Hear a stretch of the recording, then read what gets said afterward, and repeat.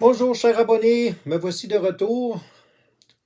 J'ai finalement fini par me débarrasser des problèmes que j'avais avec mes sinus et les éternuements constants que j'avais.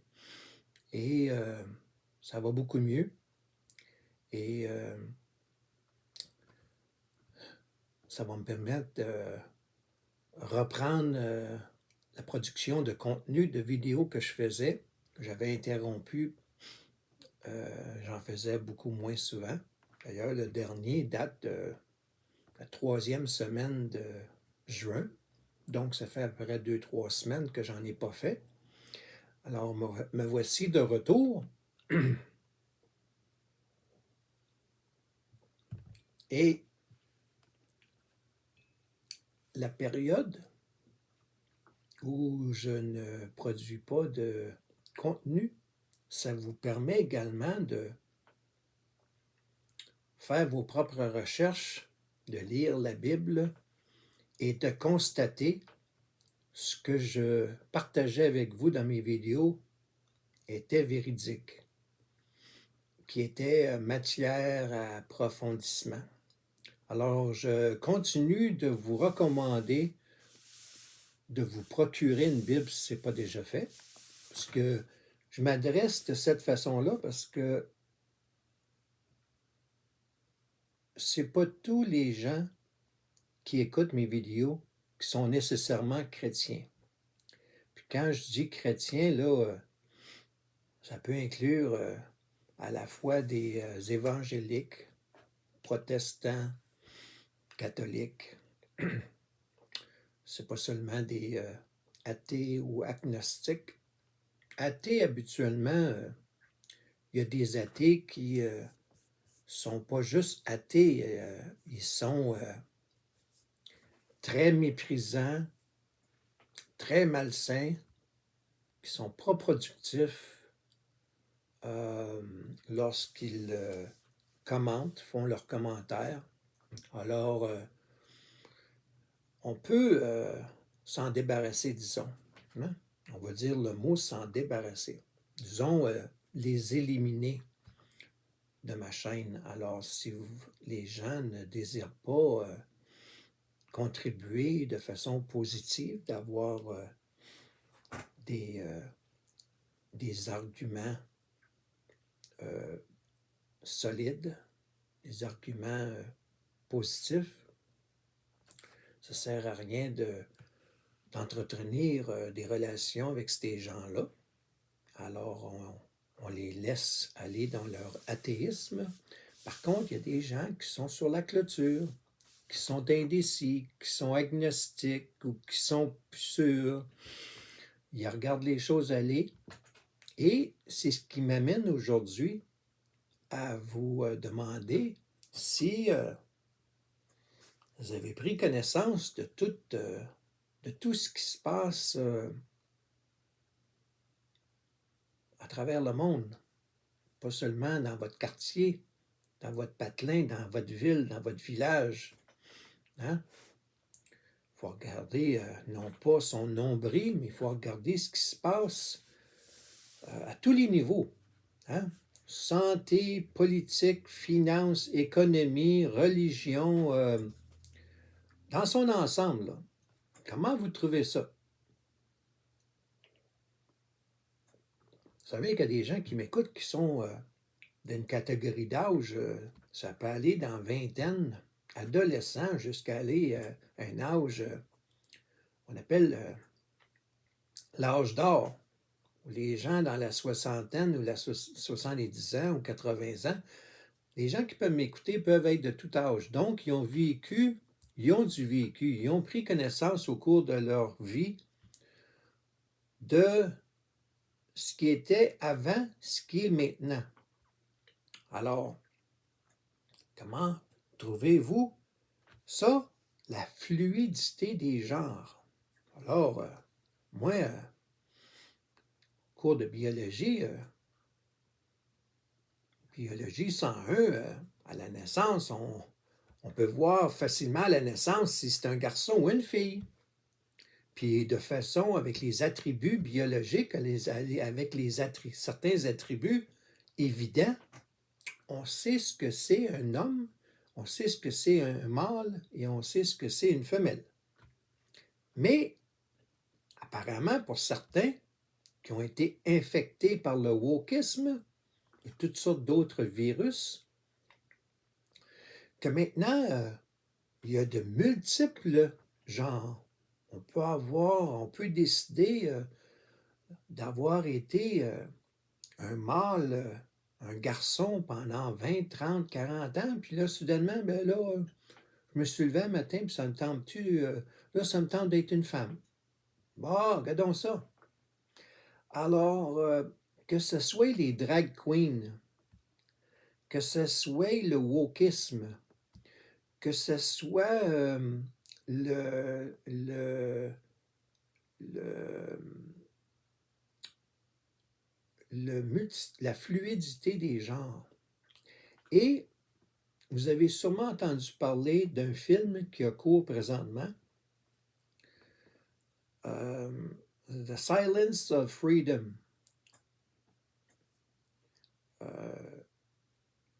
Le silence de la liberté, qu'on pourrait traduire une traduction littérale.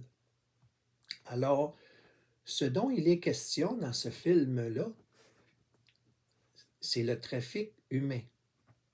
Okay? Le trafic humain, savez-vous ce que c'est le trafic humain? On ne parle pas seulement de prostitution, là. On ne parle pas seulement de prostitution entre adultes, consentants ou non.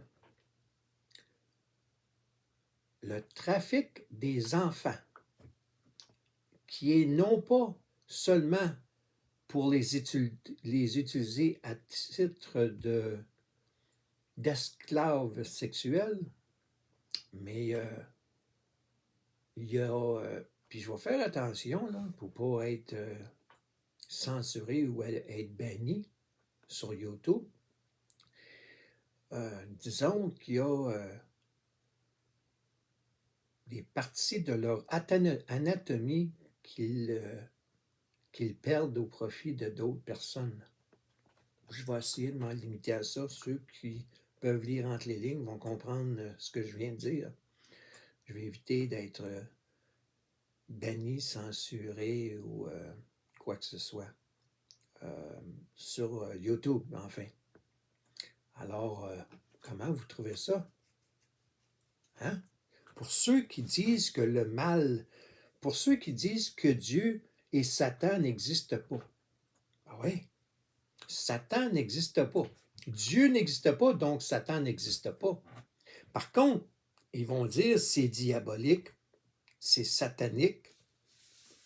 Comment est-ce que le mot diabolique, qui vient du mot diable, relié au mot diable, et satanique, qui est relié au mot Satan, comment peut-on utiliser ces mots-là si Satan n'existe pas? Alors, vous aurez compris que je fais du sarcasme, parce que j'ai bien de la magie. Je regrette de vous offenser, ceux qui croient dur comme fer que Dieu et Satan n'existent pas. Des petites nouvelles pour vous autres. Dieu et Satan, les deux existent. Et c'est évident de s'en rendre compte parce que l'on voit dans son environnement immédiat ou au niveau mondial, que ce soit en Europe, aux États-Unis, au Canada, en France, partout. D'ailleurs, en France, je pense qu'il y a des petits feux de camp en France. Hein? Il y a des gens qui mettent le feu, qui tournent des véhicules de police, véhicules de la force policière, les renversent, font du vandalisme et tout ça. Alors, je veux partager avec vous, j'en ai fait part dans mon titre, je vous appelle à aller chercher votre Bible Si vous n'avez pas une Bible, ça presse, allez vous chercher une Bible, achetez une Bible, louez-en une. Ça presse, ça prend une Bible. Lisez la Bible. Vous allez découvrir beaucoup de choses. D'ailleurs, ce que je vous partageais, là, ça n'a pas été écrit par moi, là. La Bible a été écrite par plusieurs individus au cours de plusieurs années. Ça ne date pas d'hier, la Bible. Le contenu de la Bible, là, étant donné que ça a été écrit au cours de plusieurs années, je ne peux pas vous donner une date exacte, mais disons une approximation, la Bible a environ 2000 ans. On est en 2023, la Bible, il y a 2000 ans. Des choses que l'on lit dans la Bible, qui a été écrit par l'homme, mais ce sont les paroles de Dieu. C'est ce qu'on entend quand l'on dit la Bible, c'est la parole de Dieu. Alors, le contenu de la Bible, c'est ce que Dieu a voulu partager avec nous. Il a été écrit par des gens qui ont été alimentés par Dieu pour écrire ce que Dieu voulait qu'ils écrivent. Dans la Bible, il y en a qui ont la fâcheuse habitude de vouloir enlever de la Bible certains versets ou certains paragraphes ou certaines parties, puis n'en rajouter d'autres. La Bible doit être conservée telle qu'elle. On n'enlève rien et on n'ajoute rien à la Bible. Alors voici, je vais aller directement au sujet, puis vous me direz, à la lueur de mon introduction, de ce qui se passe dans le monde et de ce que je vais vous partager, je vais vous demander de réfléchir à cela. OK? Alors, vous allez dans Psaume, le livre qu'on appelle Psaume dans la Bible, et au tout premier Psaume, Psaume 1. Et là, on va le lire au complet, le Psaume 1. Le Psaume 1, là, du verset 1 jusqu'au verset 6 inclusivement. OK? Je vais vous lire ça, là, avant que je manque de temps puis je me fasse couper, là. Là, je suis rendu juste au-dessus de 12 minutes, c'est pas mal.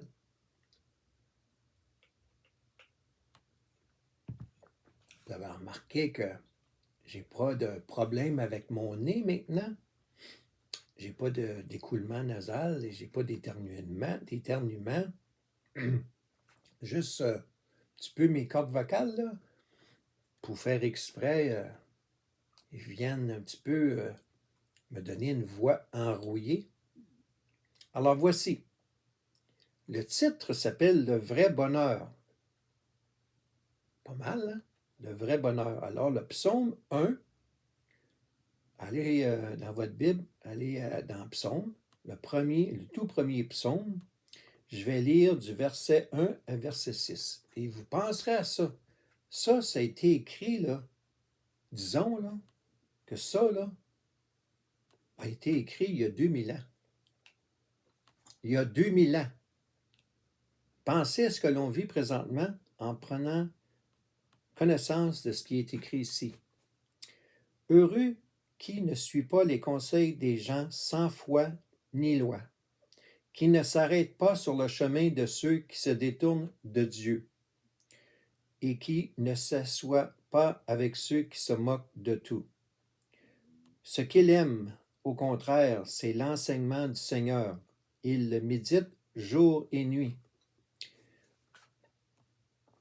Ici, là, pour connaître le vrai bonheur, là, c'est comme une recommandation, un conseil de suivre l'enseignement du Seigneur, de connaître et de lire et de connaître et d'approfondir la Bible, de méditer jour et nuit sur la Bible. Alors ici, on fait le contraste entre ceux qui suivent Jésus-Christ, qui suivent l'enseignement du Seigneur, comparé à ceux qui ne le suivent pas.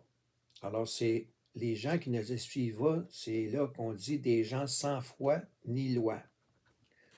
J'ai apporté cette précision-là pour ceux qui n'auraient pas compris. Alors, je continue.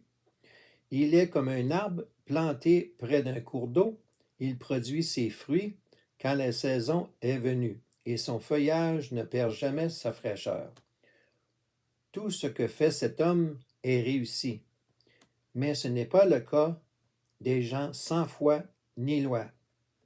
Ils sont comme des brins de paille dispersés par le vent. C'est pourquoi quand on juge ces gens-là,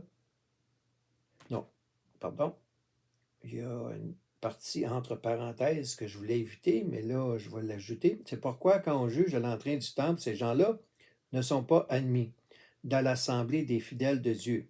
Il n'y a pas de place pour eux. Le Seigneur connaît la conduite des fidèles, mais la conduite des gens sans foi ni loi mène au désastre. J'aime beaucoup le verset 6. Le Seigneur connaît la conduite des fidèles. Comme si les gens qu'on appelle ici des gens sans foi ni loi, qui prétendent que Dieu n'existe pas, ils pensent pouvoir faire des choses sans se faire pogner. Et la fameuse expression, il n'y a pas personne qui m'a vu faire, personne ne me suis pas fait prendre les culottes à terre. Sachez que Dieu est Dieu. Dieu est partout. Dieu sait tout. Et il connaît notre cœur. Il sait nos motifs. Alors, on ne peut rien cacher de Dieu. Alors, le Seigneur connaît la conduite des fidèles, mais la conduite des gens sans foi ni loi mène au désastre. Alors, je vous laisse là-dessus pour aujourd'hui. Méditez là-dessus. Okay? Procurez-vous une Bible, ça presse. Puis, lisez et priez. Je vous laisse là-dessus. Bonne journée.